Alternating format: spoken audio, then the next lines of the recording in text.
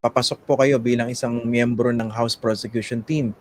Pero paano ba magiging positioning ng akbayan dito sa paparating na 20th Congress? Ano ba, independent, minority, magiging miyembro ng majority?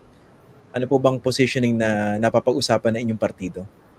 Ako, hindi pa namin alam kung ano ang mangyayari kasi ang dami pumuugong na kung ano ng mga balita about who will be, that in terms of the majority and the minority. We'll have to wait a bit until the smoke settles before we can really work out kung paano kami action dyan.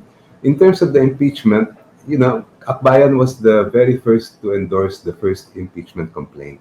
Kaya noong pa man hanggang ngayon, ang aming layunin ay magkaroon una ng hustisya, ng pananagutan at malaman ng buong Pilipinas ano ba talaga ang katotohanan pagdating sa mga sinasabi ng mga articles of impeachment o charges laban kay Vice President Sara. Okay. Yung bang pagpasok po ninyo sa House Prosecution Team, has this been formalized? Hindi pa. Not that I know of. Kasi papasok pa lang kayo sa 20th Congress, paano kung magbago ng leadership, di ba? Pwedeng ma-reconstitute or maiba yung composition ng House Prosecution Team, tama po ba? Oo, tama yun, Christian. At saka, if you look at our situation now, hindi pa naman kami congresspersons elect kami. Yes. In other words, our term, I don't think we can be appointed yet because we have not yet assumed office.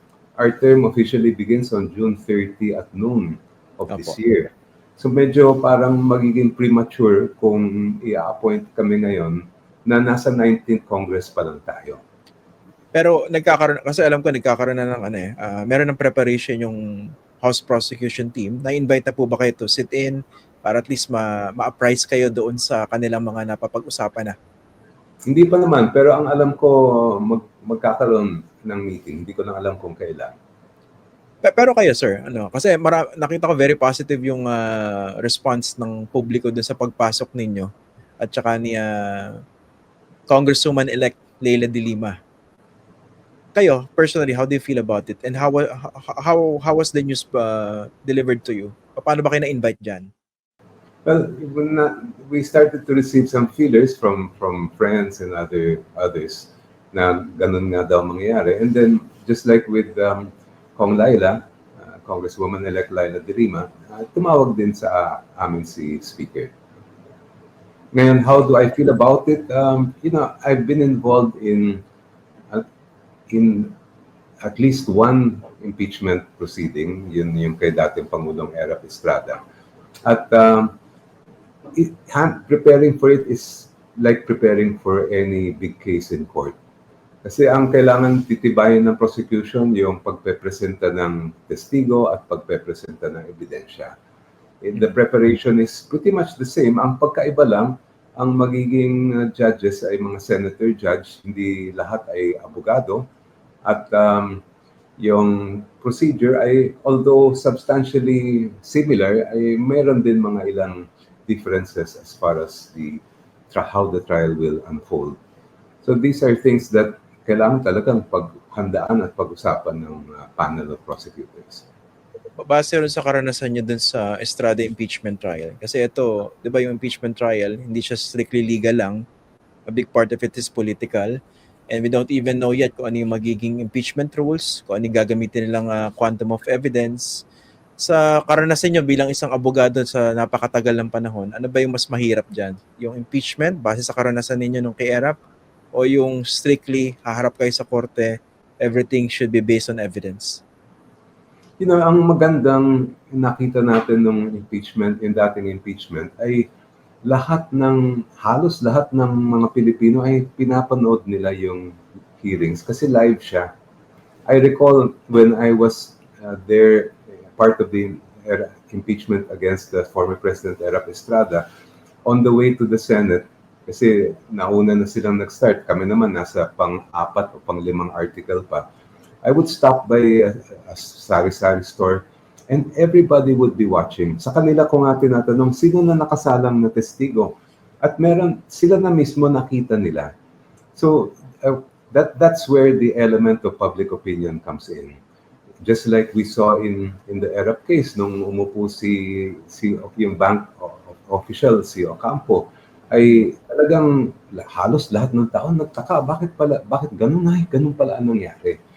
So when we speak of the difference between a court case and an impeachment case is that it's not only the senator judges who will judge the case.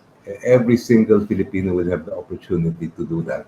And at the same time, the senator judges will be aware of that because their constituents as well are the entire country.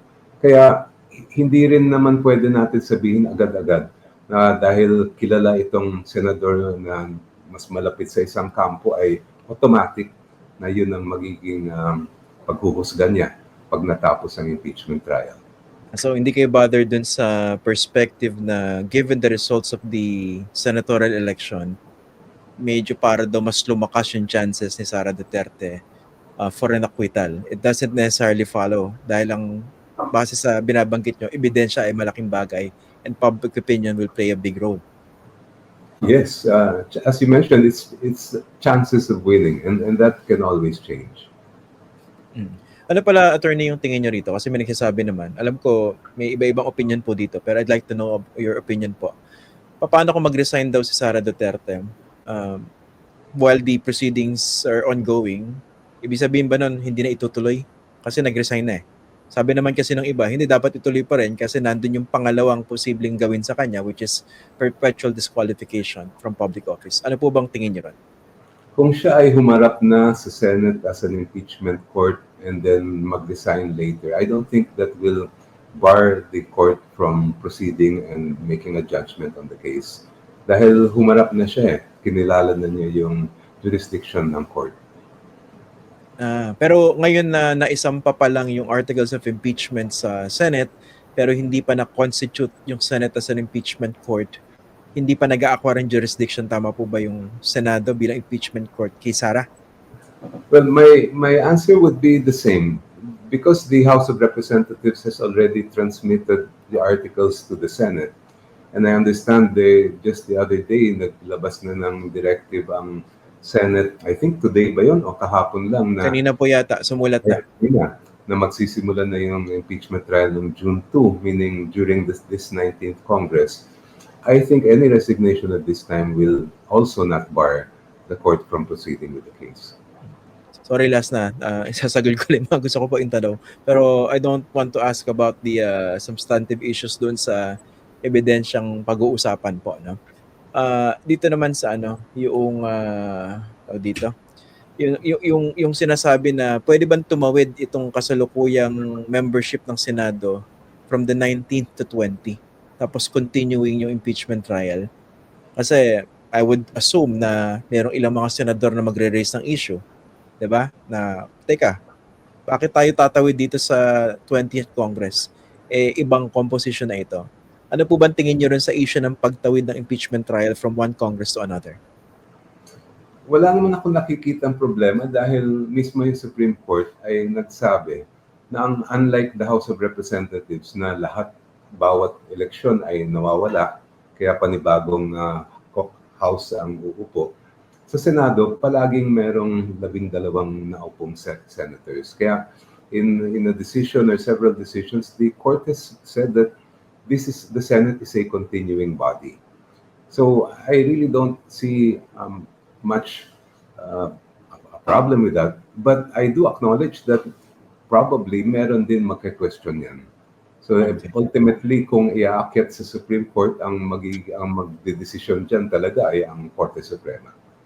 Finally, Attorney Chel or incoming Akbayan Representative Chel Diok, no? Given that Akbayan yung unang nag-endorse po ng impeachment case against Vice President Sara Duterte, how confident are you about the strength of the articles of impeachment against the Vice President? Oh, we're very confident about the articles and how they can be proven before the impeachment court.